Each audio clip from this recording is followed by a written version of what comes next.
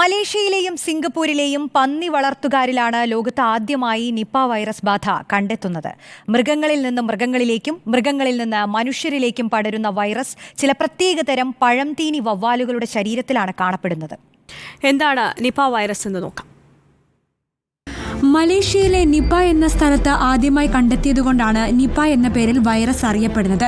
ഹെനിപ virus ജനസിലെ paramyxo വിരിഡെ വിഭാഗത്തിൽപ്പെട്ട RNA വൈറസുകളാണ് Nipah വൈറസുകൾ. പഴവർഗ്ഗങ്ങൾ ഭക്ഷിച്ചു ജീവിക്കുന്ന ടെറോപോസ് ജനസിൽപ്പെട്ട 4 തരം വവ്വാലുകളാണ് നിപ വൈറസിന്റെ പ്രകൃതിദത്ത വാഹകർ. വവ്വാലിന്റെ കാഷ്ടം, മൂത്രം, ഉമിനീര്, ശുക്ലം എന്നീ സ്രവങ്ങളിലൂടെയാണ് വൈറസ് പുറത്തേക്ക് വ്യാപിക്കുന്നത്. മൃഗങ്ങളിൽ നിന്ന് മനുഷ്യരിലേക്ക് പടരുന്ന സൂണോട്ടിക് ഡിസീസ് വിഭാഗത്തിലാണ് ലോകാരോഗ്യ സംഘടന നിപയെ ഉൾപ്പെടുത്തിയിരിക്കുന്നത്. വവ്വാലുകളിൽ നിന്ന് മനുഷ്യരിലേക്കും പിന്നീട് മനുഷ്യരിൽ നിന്ന് മനുഷ്യരിലേക്കും പകരുന്ന രോഗമാണിത്. പന്നി പോലെയുള്ള മറ്റ് വളർത്തുമൃഗങ്ങളിൽ നിന്നും മനുഷ്യരിലേക്ക് പകരാം. രോഗിയുടെ ശരീരസ്രവങ്ങൾ വഴിയാണ് രോഗം പകരുക. തുമ്മുമ്പോഴും മറ്റ് അന്തരീക്ഷത്തിലൂടെയും രോഗം പകരും.